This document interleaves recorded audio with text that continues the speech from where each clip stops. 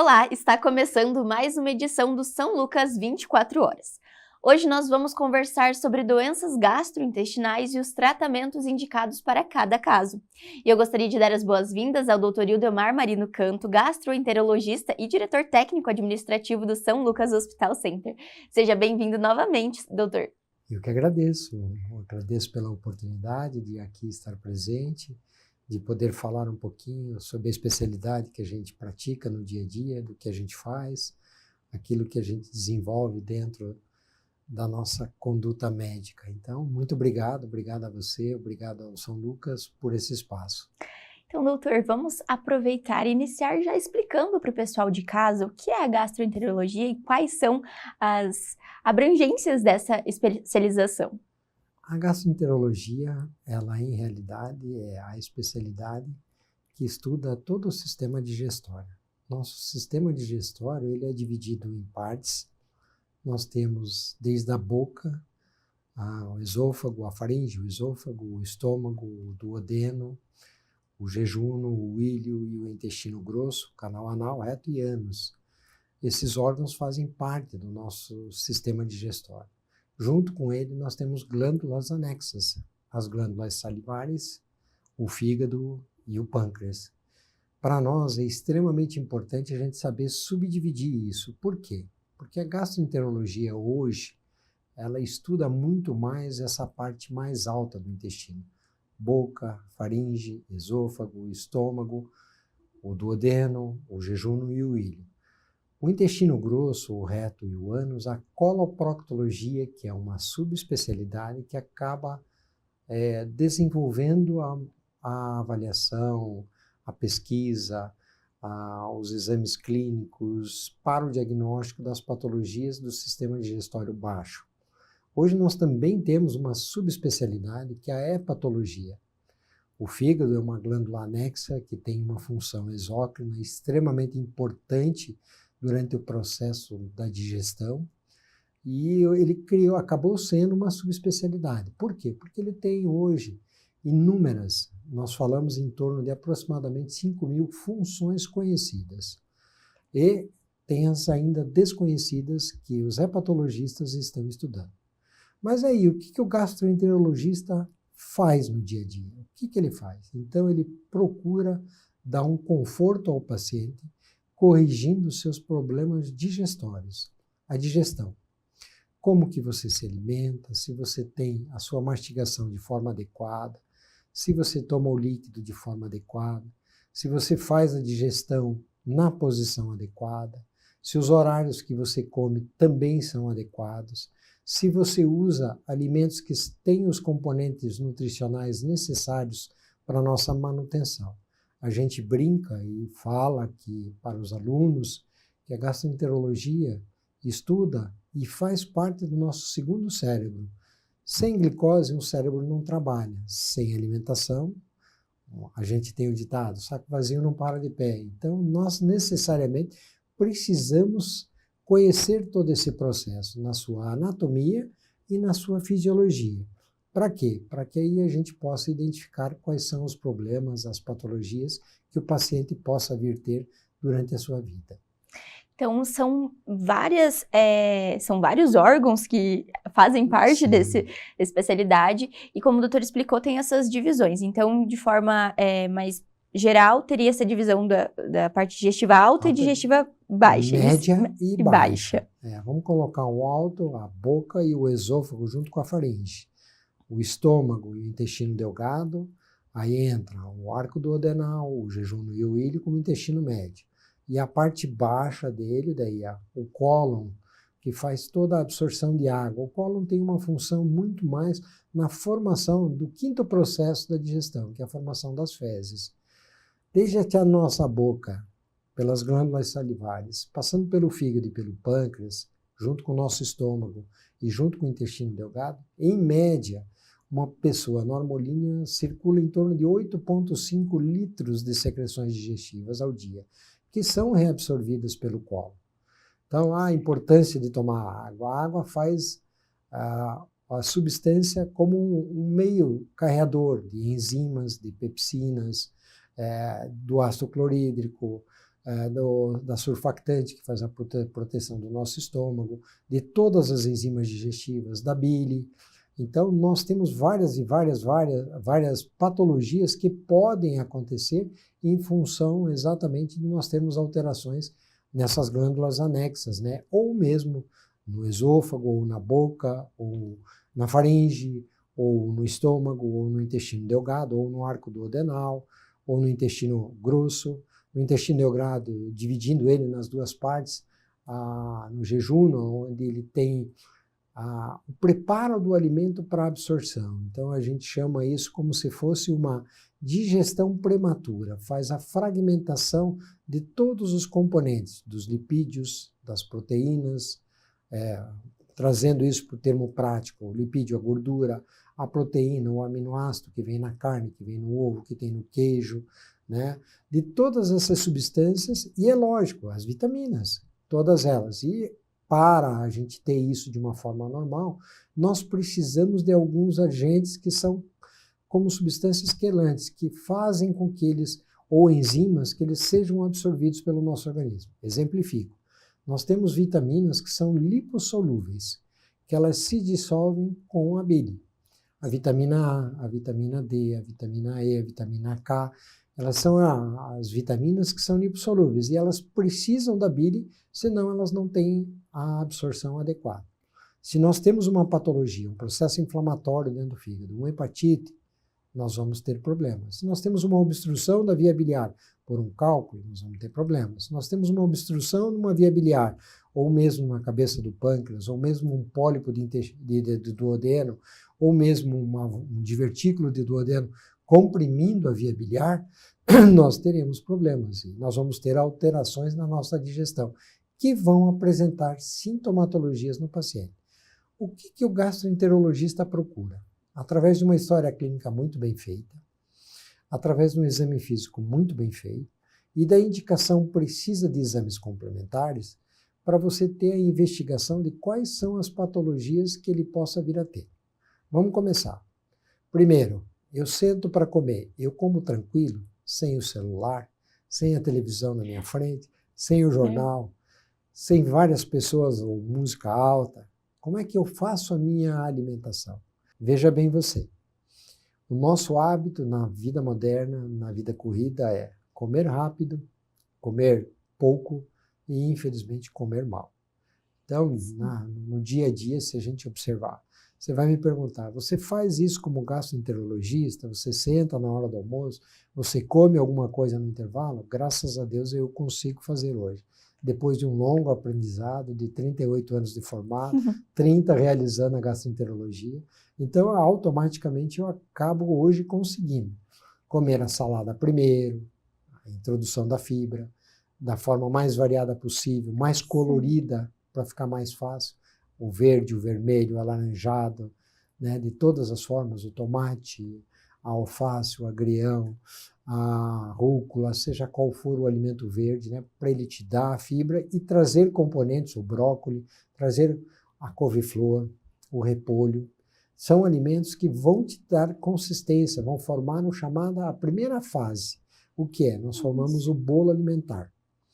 Quando ele chega no estômago, que ele sofre a segunda fase dele, ele passa pelo segundo moinho, que é a trituração por completa do alimento, para ele ir para o duodeno e para o jejum já em fase de decomposição. Ou seja, com as moléculas já quase que totalmente separadas. Vai sofrer ainda a ação do ducto biliar, do fígado, da bile, e vai sofrer as ações do pâncreas, das enzimas digestivas. Aí ele vai ter os carreadores com enzimas para poder ser absorvido. Nessa fase, quando ele passa a ser bolo para o intestino, a gente chama quimo. Então, formou o quimo pronto para uma absorção. Aí as pessoas perguntam, puxa, mas por que eu formo gastrite? Bom, aí vem as patologias, né? Eu tenho gastrite, que é infecciosa, pelo Helicobacter pylori, por uma bactéria. Eu tenho gastrite pelo uso de álcool, substâncias exógenas. Eu tenho gastrite pelo tabagismo. Eu tenho gastrite pelo sistema nervoso central. Justamente essa era uma pergunta que eu gostaria de É que a fazer. gente Essa tem relação entre essa- o sistema nervoso É. com o sistema digestivo. Nós temos dentro do nosso organismo alguns órgãos que acabam sendo, eu uso a expressão espelho, eles acabam sendo atingidos com o que a gente passa dentro do nosso dia a dia, né? A ansiedade, a raiva, a ira, a discussão, às vezes um problema familiar, às vezes uma depressão, às vezes até o uso de um medicamento. E aí ele acaba modificando a liberação do ácido clorídrico e dessa camada surfactante por intermédio de um nervozinho, que é o nervo vago, que começa lá em cima, 12º par craniano, passa do nosso lado do pescoço e vai parar lá no estômago com a sua patazinha terminal. A gente chama o nervo de Latarjet, a pata de Latarjet. Ele tem um ramo para o fígado e ele tem um ramo pancreático e ele, ali naquela localização, ele começa a fazer todos os controles dentro do nosso dia a dia, da nossa ansiedade. Quando eu estou mais ansioso, o vago trabalha mais. Se eu não comer, estou com jejum, vou ter mais liberação de ácido clorídrico. Eu promovo um desequilíbrio no meu pH gástrico. Esse desequilíbrio no pH gástrico vai promover uma patologia. E normalmente é uma gastrite aguda, normalmente é uma gastrite erosiva, que pode até ter sangramento, né? O doutor comentou sobre o tabagismo e a questão do alcoolismo também. Mas o uso inadequado de medicação, a automedicação também pode causar essas doenças, né, doutor? Né? A gente tem medicamentos que funcionam muito bem para tratar a chamada azia, né? Vamos falar um pouquinho sobre a azia. Todas as pessoas, durante a sua vida, pelo menos a literatura diz que aproximadamente em 30 a 35 anos, pelo menos 5 ou 6 anos, vão ter azia. Caramba. Em algum momento. Mas poxa, porque o que é essa azia? Então é aquela queimação que eu tenho na região epigástrica, na boca do meu estômago, e que ela acaba subindo. Que ela faz aquela, junto com a pirose, que queima, e sai aquele sabor ácido na boca. Quando que acontece essa azia? É quando você toma uma bebida alcoólica. Lembrando que alguns alimentos, como por exemplo a banana, que é altamente rica em potássio, ela relaxa o esfíncter esofagiano inferior, tira mais 2 mecanismos antirrefluxos e também promove. O tomate, em grande quantidade, que também é rico em potássio, ele acaba tendo esse refluxo. Então você vai ter uma azia, que não é considerada patológica. O que a pessoa faz? Ela sabe que existe um medicamento chamado inibidor de bomba de prótons, que é muito comum no mercado, omeprazol, e diz, toma um omeprazol. Sim. E aí você acaba fazendo a automedicação. E não na forma adequada, sem você, em realidade, ter feito a indicação, se você necessariamente precisa dessa medicação, né? Porque 95% das vezes esses sintomas eles desaparecem espontaneamente com uma alimentação adequada, novamente, com dormir adequadamente, uma atividade física adequada, com você tomando as suas atividades do dia a dia de forma normal, normalmente você. Agora, você tomou um porre, usou em demasia o álcool, você vai ter azia, até você pode usar um inibidor de bomba de prótons, mas de forma, sempre preferencialmente com uma orientação prévia. Bom, aí me perguntam, uma questão frequente que me perguntam, qual é o momento da vida que eu devo fazer uma endoscopia? Puxa, perfeito. Vida. Quando buscar, né, um gastro? Quando buscar um gastro? Então, a gente tem isso também analiticamente, em algoritmos pré-determinados pela gastroenterologia, avaliação científica, utilizando todos os trabalhos científicos, a gente diz, um jovem com a primeira sintomatologia pode até ser tratado por um inibidor de bomba de prótons ou um bloqueador H2 na fase inicial. Se em 30 a 45 dias ele não obteve resposta, ele deve ser investigado. E aí o principal exame do aparelho digestivo alto que você faz é a endoscopia digestiva alta. A endoscopia digestiva alta hoje ela é tão precisa que existem técnicas de magnificação de imagem que você faz quase que um exame anatomopatológico dentro do estômago, dentro do esôfago, dentro do duodeno. Você tem substâncias corantes que você pode utilizar para identificar se existe um pólipo, se ele é benigno ou se ele tem indícios de malignidade. No passado, e num passado não tão longínquo, eu falo isso em torno de 15 a 20 anos mais ou menos, alguns países do mundo tinham uma tendência maior a ter câncer de estômago. Isso entrava os países orientais, os do Oriente, os japoneses, os chineses, aquela população asiática é comprometida. Por quê? Porque eles comiam muito alimento com bastante condimento. Entre eles, assim, vamos falar, existe aqui no Brasil do Sul, Rio Grande do Sul, Uruguai, Argentina, a própria nossa região, o salame, né?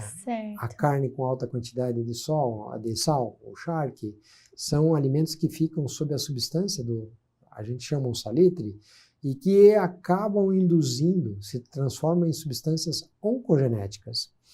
Nós temos também os alimentos como o milho, que eram guardados em paióis na antiguidade, com as aflatoxinas, que também são chamadas substâncias oncogenéticas.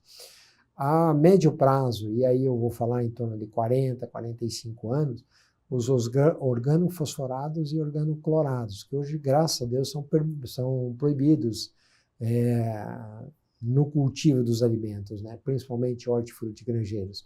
Mas também tinha na soja, também tinha no milho, também tinha no trigo, também tinha na aveia, também tinha na sêmola, também tinha em vários alimentos. Então, são produtos que são considerados oncogenéticos e que acabam levando para o nosso organismo uma alteração e uma modificação da nossa célula, promovendo uma neoplasia. O que evoluiu nessa sequência? A endoscopia, que detecta mais precocemente com essa magnificação da imagem.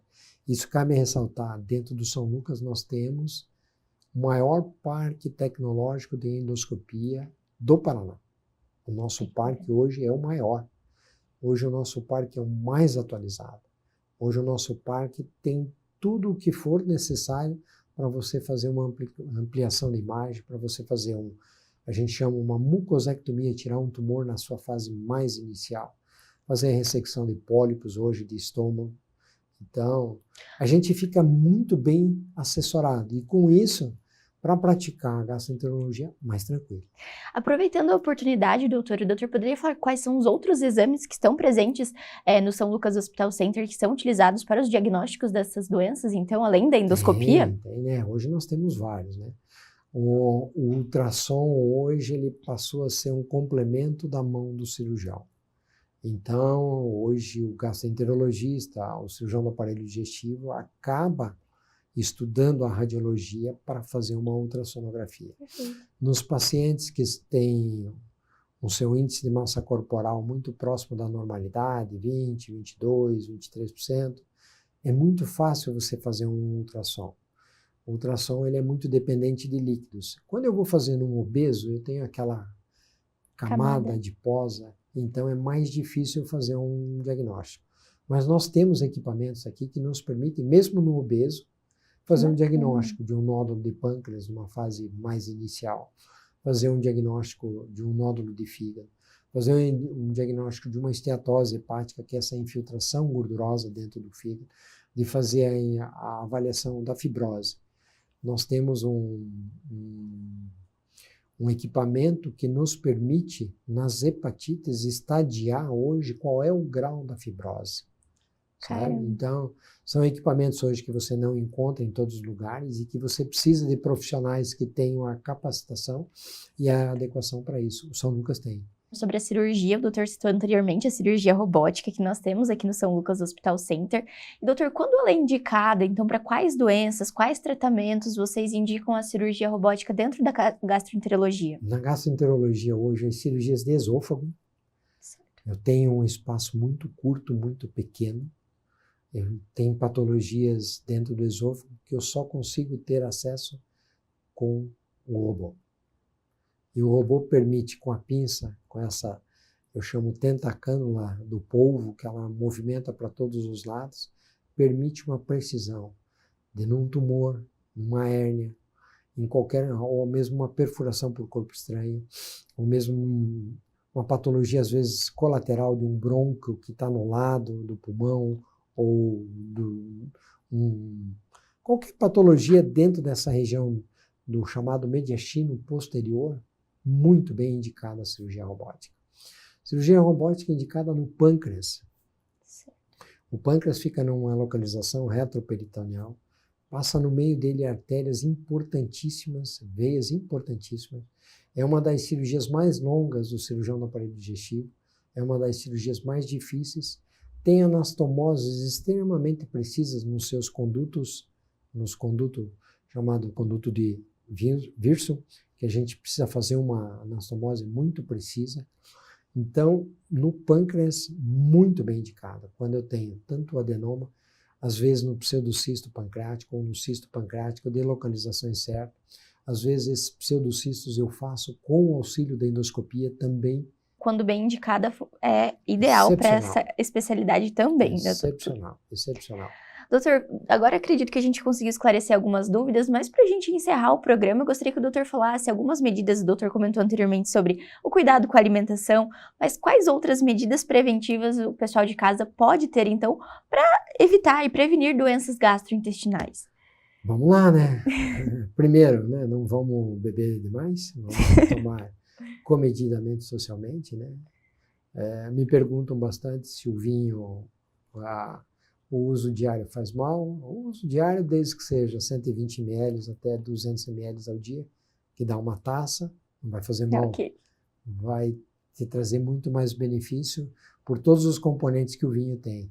Não é a mesma coisa para a cachaça, não é a mesma coisa para a cerveja, não é a mesma coisa para os demais destilados, entre whisky, vodka e companhia, né? Então, o álcool, ele é se você souber utilizar, ele vai te trazer muito benefício. Alguns citam que a cerveja também, em pequena quantidade, também traz benefício, mas a gente sabe que os grandes tomadores de cerveja não conseguem tomar uma cerveja ao dia, né? E eles fazem a substituição, que o álcool acaba sendo um produtor de açúcar e substitui o alimento e acaba levando a lesões definitivas em vários sistemas e aparelhos do nosso organismo, não só no digestório, né? O cigarro também é horrível. A alimentação copiosa por compulsão, eu falo essa compulsão alimentar do chocolate, é uma delícia. Do doce, é uma delícia. Tudo que a gente olha assim diz, puxa, que gostoso, né? Da massa por compulsão, dos sanduíches por compulsão. Sim. Mesmo até os alimentos orientais, quando você não o utiliza de forma adequada, acaba sendo uma compulsão, também é prejudicial. Alguns pacientes me perguntam, mas e ser vegano, vegetariano?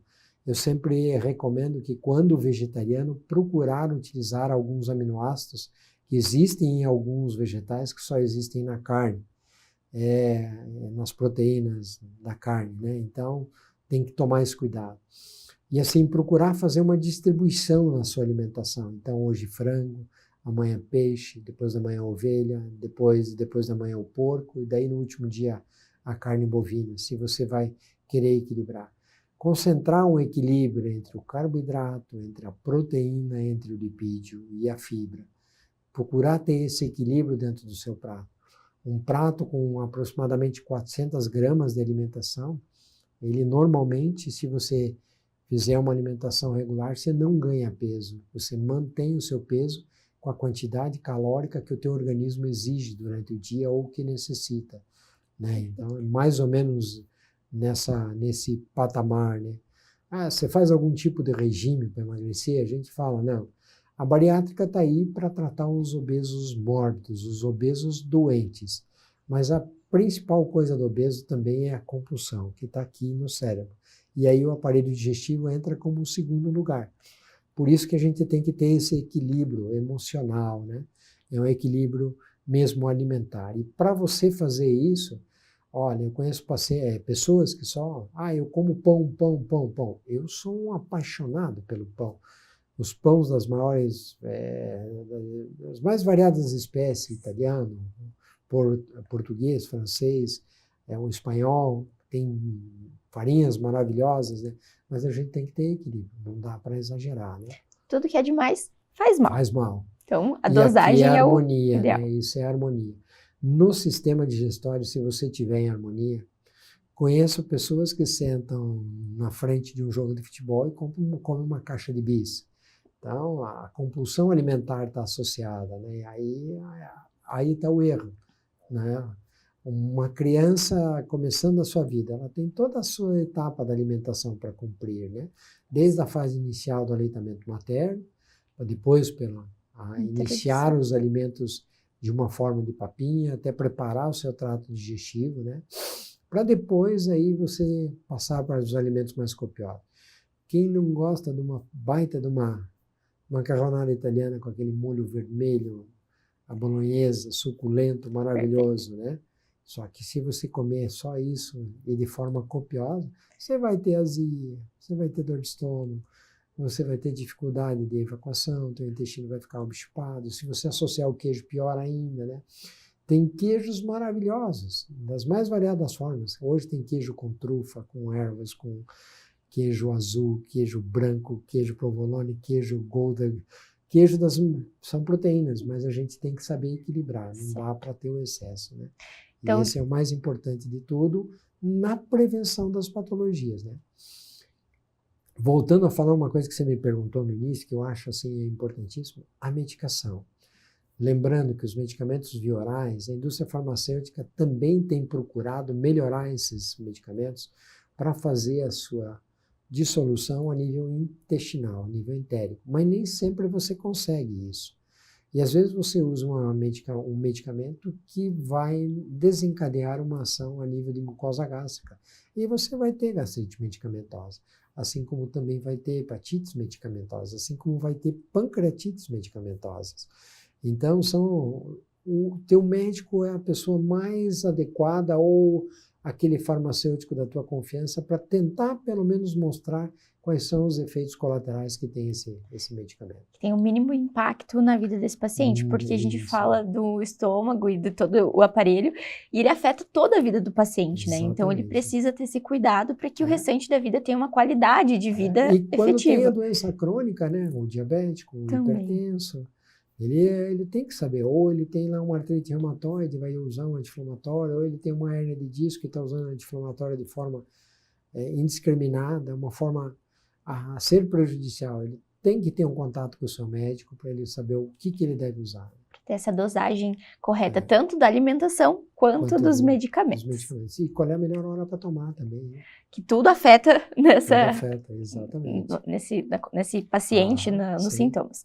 Doutor, eu acredito que nós conseguimos esclarecer algumas dúvidas sobre essa especialidade e também sobre essas doenças que afetam grande parte da população hoje em dia, né? Por conta desses alimentação que o doutor comentou anteriormente. Mas o doutor gostaria de complementar a fala, então, para o pessoal de casa? Agradecer, e lógico que as dúvidas aparecem, as dúvidas existem, e que a gente aqui no São Lucas sempre está à disposição para informar a população, mesmo que seja pelos nossos canais de comunicação, no Instagram, no Facebook, no nosso e-mail, até no nosso WhatsApp, né? A gente responde e sempre procura dar uma orientação à nossa população. E que, em caso de sintomas, procure, então, os médicos também, né, doutor? Com certeza. Agradeço mais uma vez a sua participação no São Lucas 24 Horas e fica o convite para vir mais vezes falar sobre saúde. Obrigado.